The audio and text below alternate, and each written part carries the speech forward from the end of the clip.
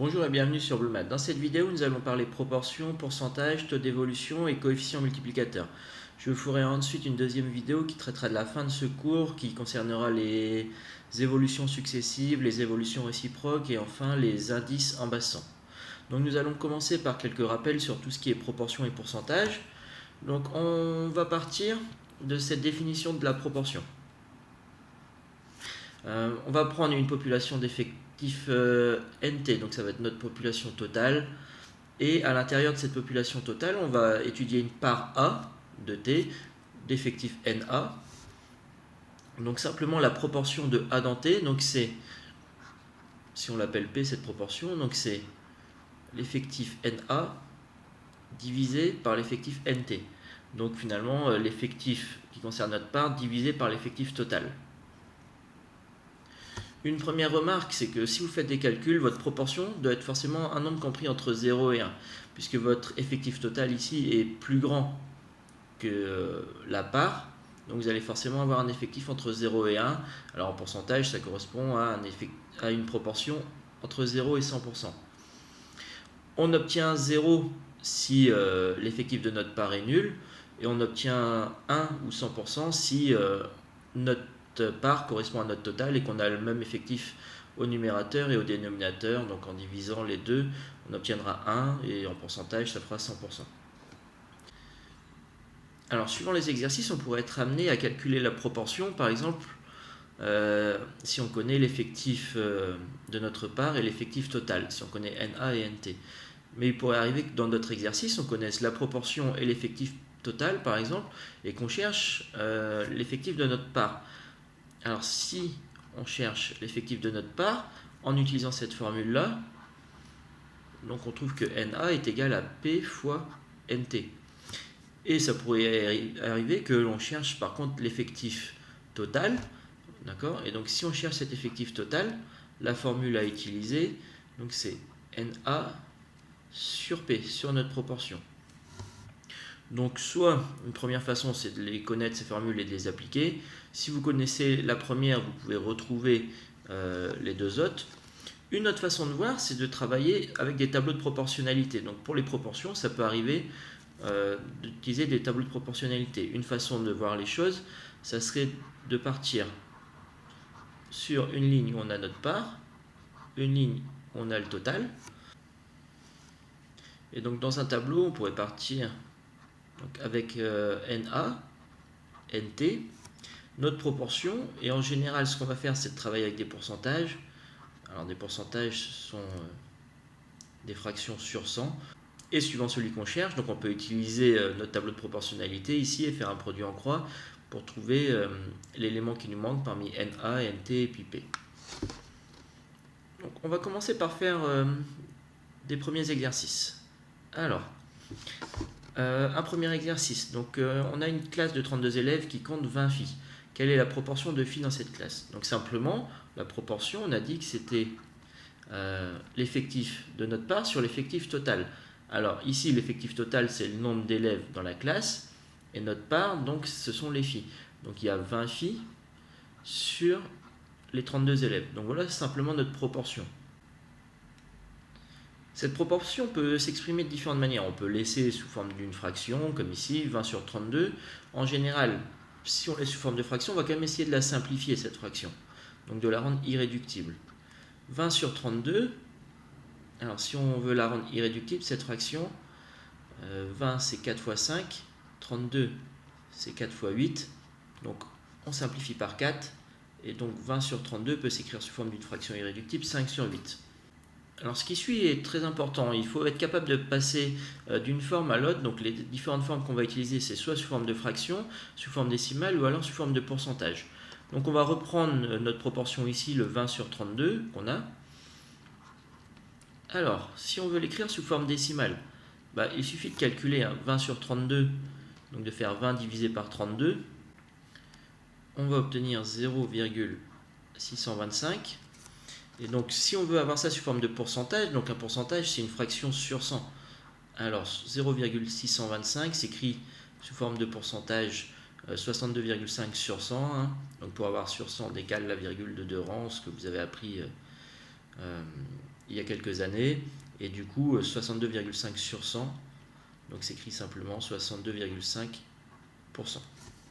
Donc important de savoir faire ça, donc de passer sous forme d'une proportion sous forme de fraction à une proportion sous forme de pourcentage. Nous allons regarder donc ensuite les deux questions qui suivent.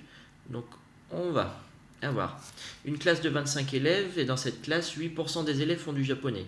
Combien y a-t-il d'élèves faisant du japonais? Donc une première façon c'est d'appliquer directement des formules. Sinon on peut travailler ça. Imaginez qu'on a un tableau de proportionnalité. Donc ici on aurait notre part, le total. Alors dans cette classe, on sait que 8% des élèves font du japonais. Donc on pourrait écrire qu'on a 8% des élèves, donc ça s'écrirait de cette manière.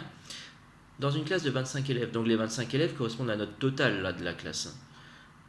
Et nous ce qu'on cherche c'est la part d'élèves dedans cette classe-là qui font du japonais. Et du coup, il suffit de faire un produit en croix ici. Le produit en croix, c'est 25 fois 8 divisé par 100. Et du coup, c'est égal à 2. Donc, il y a 2 élèves qui font du japonais. On va terminer le dernier exemple. Donc, on a toujours une classe. 10% des élèves, soit 3 élèves font de l'allemand. Donc, on a notre proportion d'élèves qui font de l'allemand. Ils sont 10%. Et on sait que ça représente 3 élèves. Et nous, ce qu'on cherche, c'est combien est-ce qu'il y a d'élèves au total dans cette classe. Donc si on part sur la même manière, avec un tableau de proportionnalité. Donc on a 10% des élèves qui font de l'allemand. Les 3 élèves donc, qui font de l'allemand, donc ça c'est notre part des élèves, hein, et ce qu'on cherche c'est le nombre total d'élèves qu'il y a dans la classe. Donc le 3 se met ici, dans la ligne de notre part. On fait le produit en croix, donc 3 fois 100 divisé par 10. C'est égal à 30. Et donc dans cette classe, il y a 30 élèves au total. Donc on continue. Alors, on va voir ce que c'est que la proportion d'une proportion.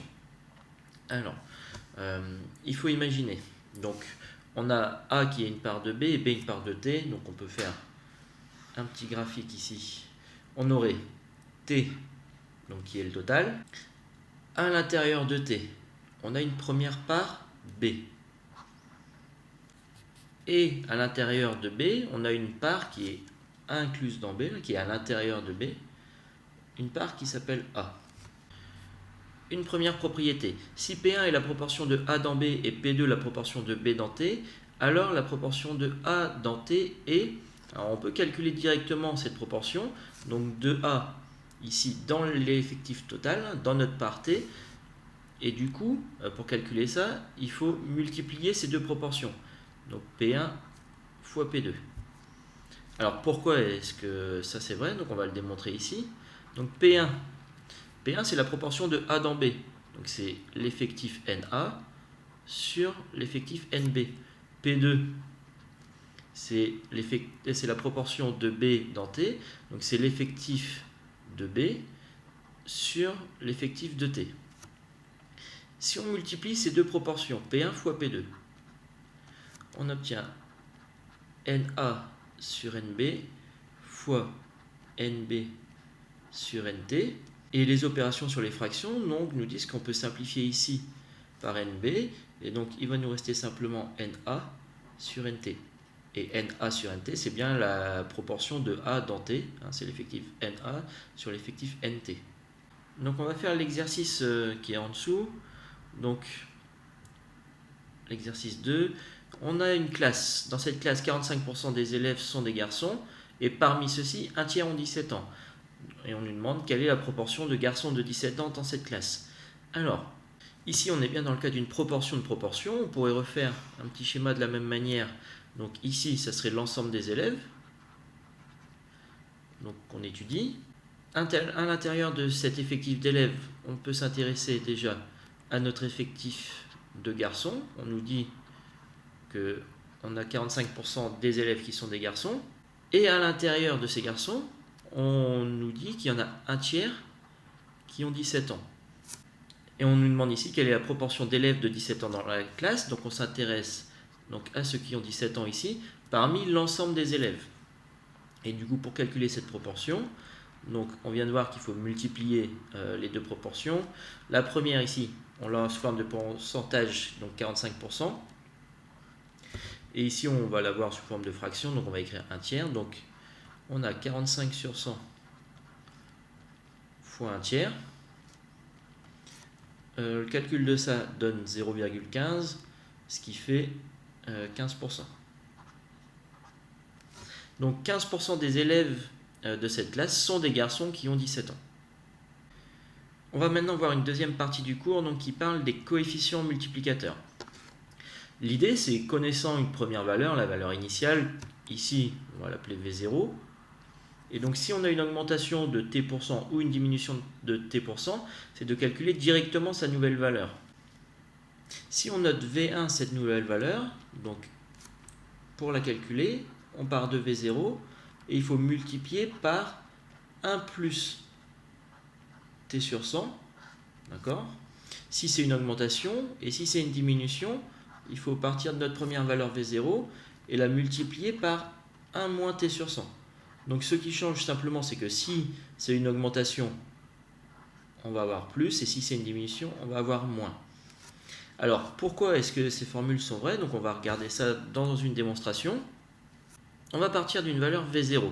Si cette valeur V0 augmente ou diminue de t%, le principe va être le même. Donc la part d'augmentation ou de diminution se calcule de cette manière-là. Pour une augmentation, il faudrait ajouter cette valeur qu'on vient de trouver ici à notre valeur de départ. Donc pour une augmentation, on va avoir notre valeur de départ plus la part d'augmentation, V0 fois t sur 100. Et cette expression peut être écrite d'une autre manière. On va factoriser finalement par V0. La petite astuce, c'est que V0 correspond à la même valeur que V0 fois 1. Et donc on peut factoriser par V0, donc on met V0 en facteur, il va nous rester le 1 ici, plus t sur 100. Et donc on obtient bien la formule qui était donnée au départ. De la même manière, si on a une diminution, on va utiliser le même principe, sauf que si on a une diminution, il faut enlever notre part qu'on a calculée, donc on fait moins, et de la même manière, on factorise par V0, et on obtient V0 facteur de 1 moins t sur 100.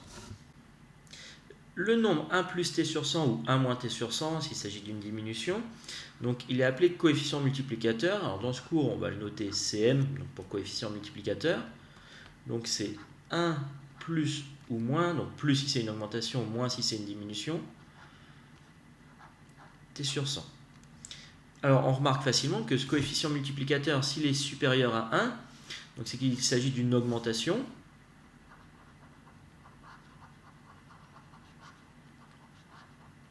Et s'il est inférieur à 1, c'est qu'il s'agit d'une diminution.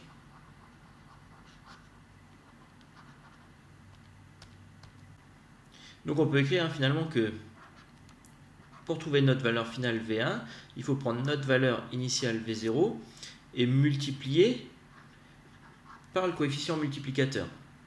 Si du coup on connaît V0 et V1, on peut calculer ce coefficient multiplicateur à partir de cette formule. Donc pour trouver le coefficient multiplicateur, il va falloir faire V1, notre valeur finale, divisé par V0, notre valeur initiale. On va faire un exercice d'application donc de ce qu'on vient de voir. Donc l'exercice 3, dans un magasin, un t-shirt est vendu 4 580 francs et est soldé à moins 15%. Alors calcule son nouveau prix. Donc pour avoir son nouveau prix, on peut l'appeler V1. Donc c'est le prix départ, 4 580, fois, alors notre coefficient multiplicateur, 1, plus ou moins, alors là c'est une solde, donc c'est une réduction, donc ça va être moins 15 sur 100. Alors, on peut calculer ça directement. Si on veut, on peut calculer le coefficient multiplicateur déjà d'un côté. 1 moins 15 sur 100, ça fait 0,85. Et le résultat de ça, c'est 3893 francs. Une remarque, on pourrait se dire qu'utiliser le coefficient multiplicateur permet simplement d'aller peut-être plus vite, de faire le calcul directement pour avoir notre valeur finale, sans avoir à calculer la part qu'on va devoir ajouter ou enlever, suivant si c'est une augmentation ou une diminution.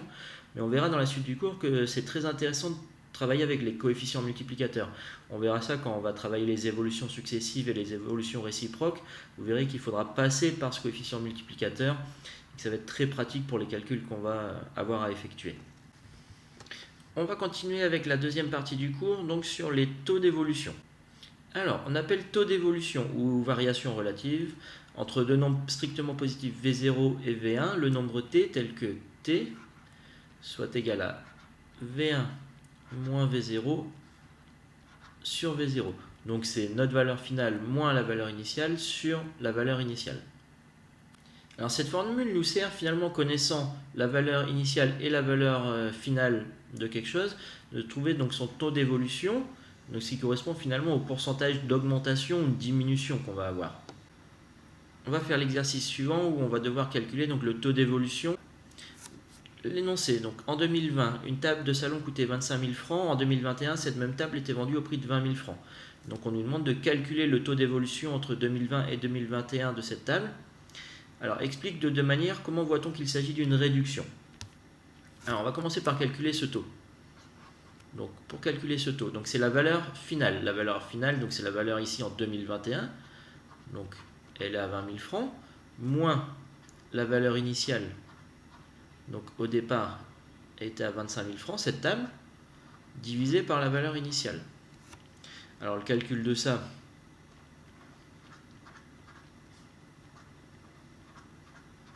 donc ça nous fait moins 5 000 sur 25 000. On calcule moins 5 000 divisé par 25 000, ça fait moins 0,2. Alors on peut le laisser comme ça. On peut le mettre sous forme de pourcentage. Et donc ça fait moins 20%. Cette table qui en 2020 coûtait 25 000 francs et qui en 2021 coûte 20 000 francs, donc finalement a une réduction de 20%. Pourquoi on voit que c'est une réduction? Parce que on a le moins ici, donc qui correspond à une diminution, donc c'est bien une réduction. Et l'autre façon évidente de voir qu'il s'agissait bien d'une réduction, c'est qu'on avait un prix de départ à 25 000 francs et un prix à l'arrivée, un prix final qui est à 20 000 francs, donc on a perdu 5 000 francs, donc il s'agit bien d'une réduction. On va voir une dernière remarque là dans cette première partie du cours, donc c'est que si on connaît le coefficient multiplicateur CM et qu'on veut retrouver le taux d'évolution, donc simplement, on a notre taux d'évolution, c'est donc le coefficient multiplicateur moins 1. On va finir avec l'exercice 5. On a un premier coefficient multiplicateur qui est à 1,12. Alors, on nous demande à quel pourcentage cela correspond-il. On vient de voir que notre taux d'évolution, donc c'est le coefficient multiplicateur moins 1. Si notre coefficient multiplicateur c'est 1,12 ici, moins 1, on trouve que notre taux d'évolution égale rapidement à 0,12. 0,12 en pourcentage, ça fait 12%. Donc il s'agit bien d'une augmentation puisque notre coefficient multiplicateur était plus grand que 1, donc il s'agit d'une augmentation. Et on trouve que notre résultat ici est positif, donc ça permet de savoir que c'est une augmentation. On va voir dans le deuxième exemple qu'il va s'agir d'une diminution, d'une réduction. On a un coefficient multiplicateur qui est égal à 0,76, donc qui va être inférieur à 1, ce qui permet de déduire directement que c'est une diminution. Mais si on utilise la formule qu'on vient de voir, avec notre coefficient multiplicateur à 0,76, si on fait le calcul de ça, on trouve un taux d'évolution égal à moins 0,24. Moins 0,24 en pourcentage, ça fait moins 24%. Donc il s'agit d'une réduction de 24%. Voilà pour cette première partie du cours. Je vais faire une deuxième vidéo où on va surtout utiliser les coefficients multiplicateurs. On va voir que c'est important de travailler avec ça. Donc comme je vous ai dit, pour travailler sur les évolutions successives, les évolutions réciproques. Et il y aura une dernière partie dans le cours qui traite des indices de base 100. Donc on va voir de quoi il s'agit dans la prochaine vidéo. Merci de m'avoir suivi et à bientôt.